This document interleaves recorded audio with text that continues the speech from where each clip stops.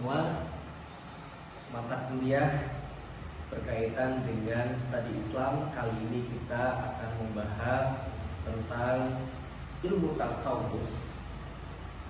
Pada pertemuan kali ini akan dibahas genealogi perkembangan ilmu tasawuf.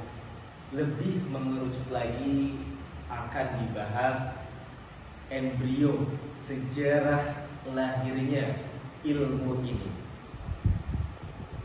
Kita tahu bersama bahwasanya tasawuf dan fikih itu seperti mata uang. Ada perbedaan terkait kelompok-kelompok fikih dan kelompok-kelompok tasawuf pada awal perkembangan ilmu-ilmu Islam. Pada saat itu penafsiran, pemahaman, pemaknaan terhadap Al-Quran dan hadis itu dianggap sebagai sesuatu yang sangat dihindari. Pada saat itu yang mulai mapan adalah ilmu fikih dan ilmu hadis. Ilmu tasawuf ini sebelum berkembang menjadi sebuah ilmu pengetahuan, disiplin ilmu pengetahuan, ini adalah praktek-praktek kesudahan. Ini dimulai pada awal abad 1-2 Hijriah. Embrio tasawuf 1-2 Hijriah. Tokoh kunci pada masa ini kita tahu bersama adalah Hasan al-Basri.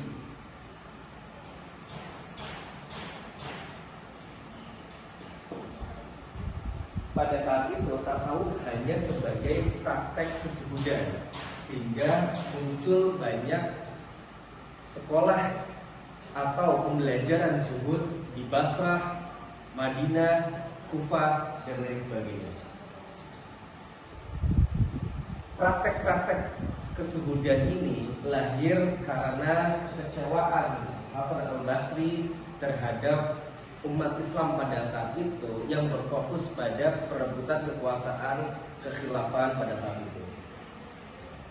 Selanjutnya kita masuk pada fase pengilmiahan. Pengilmiahan tasawuf. Tokoh kunci pada saat ini, pada konteks ini adalah Al-Muhasibi.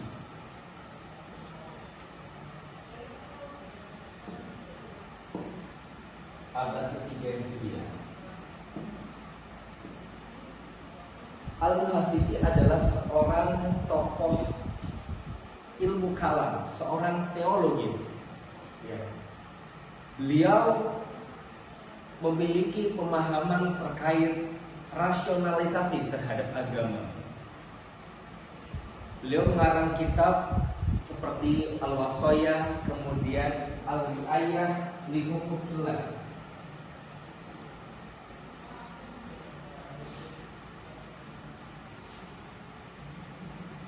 Lil Huquq.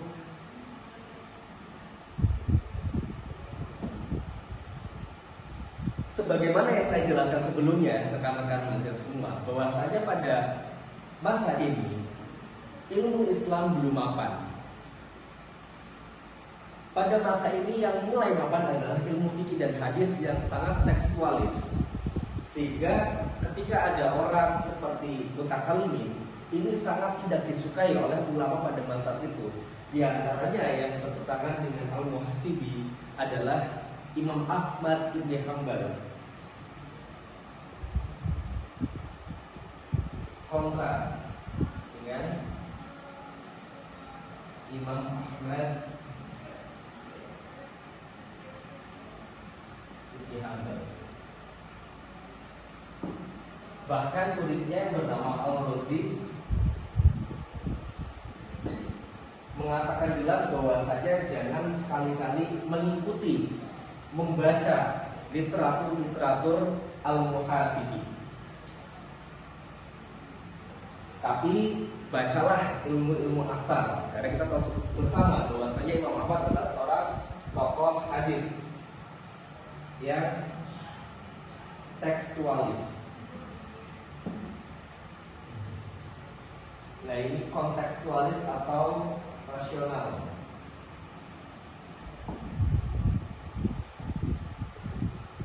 Selanjutnya kita menginjak masa teorisasi. Mungkin di sini saya akan memajukan sebuah critical question ya kepada teman-teman semua, rekan-rekan mahasiswa. Apakah ilmu tasawuf, kesuhudan, asketisme, yang kita sebut asketisme, sesuatu yang sunyi, ini bisa diteorisasi atau menjadi disiplin ilmu? Apakah praktek zuhud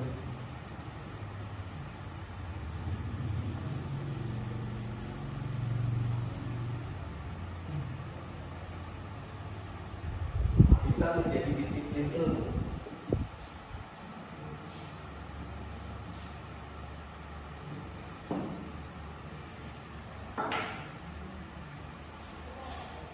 Nah, saya akan terangkan. Fakta sejarah mengatakan bisa ya, teman-teman. Pada kita bahas selanjutnya pada masa teorisasi ilmu tasawuf. Tokoh kunci pada saat ini ada 3. Yang pertama adalah Abu Nasr As-Sabaj.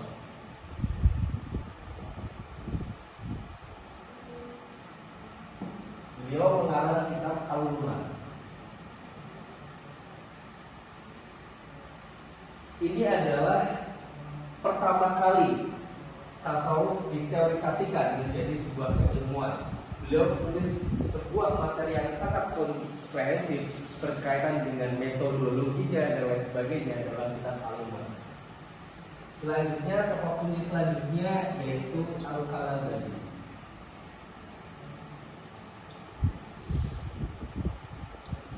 Ini apa Pak gitu ya? Al-Kalabari mengarang kitab kita tahu At-Ta'aruf, di mana beliau membahas bahwa teologi seorang sufi itu selaras dengan pemahaman Ahlus Sunnah wal Jamaah. Dan yang terakhir, salah satu yang menjadi tokoh kunci pada perkembangan ilmu tasawuf adalah Abu Talib Al-Mahdi. Beliau pengarang kitab Qud Al-Qulub. Ini berkaitan dengan aspek praksis dan dimensi sosial. Bagaimana tasawuf bisa menjadikan ini sebagai keseharian kita. Baik, sebelum saya lanjut, saya ingin teman-teman menulis dalam sebuah kertas. Apakah di sini ada yang lebih cocok dengan pemahaman dengan Imam Ibn Hanbal yang tekstualis? Selanjutnya, bagi teman-teman juga silakan menulis di dalam kertas kelompok yang selaras dengan pemahaman Al-Muhasibi, yaitu bahwasanya agama boleh dilakukan, dipahami dengan logika. Sudah? Ketika sudah, saya ingin teman-teman ada yang mengungkapkan pendapatnya.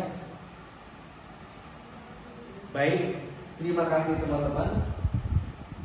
Fakta historis, ada memang kelompok pada sampai ke hari ini yang memiliki genealogi itu pemahaman seperti Imam Ahmad bin Hanbal.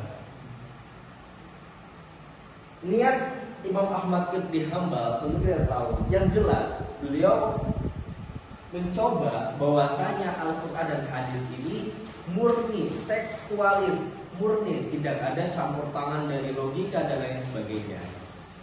Tapi histori mencatat bahwasanya tanpa Al-Muhasibi melakukan sebuah perkembangan pemikiran, tidak akan lahir pada masa selanjutnya, yaitu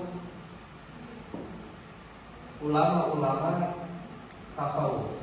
Hingga pada 250 tahun kemudian, yaitu Al-Ghazali yang membuat ilmu ini menjadi sempurna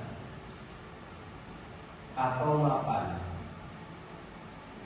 dengan karya fenomenalnya Ihya Ulumuddin.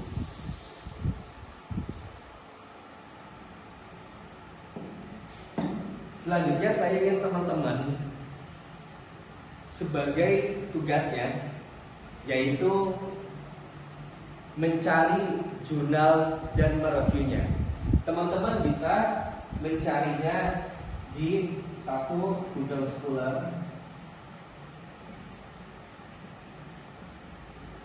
kemudian bisa juga lewat sinta.kemendikbud.id.